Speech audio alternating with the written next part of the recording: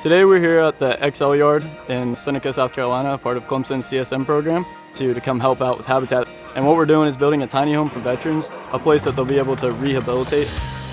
A lot of classes require outside classroom service, and being involved in an organization like Habitat, where you're giving back to the community or someone in need of a home, it doesn't get much more personal than that.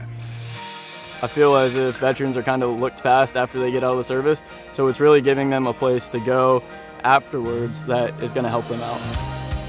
Blanchard not only giving us money to facilitate different things, but we're able to use their equipment to go out there and actually build what we designed in the classroom and put it to use. When they came to us and wanted to do this, we were all really excited about it. It makes me feel really appreciative of what they're doing, and really good that we're not just sitting here designing it on computers, we're actually being able to go out there and do the work because of the equipment that they're providing.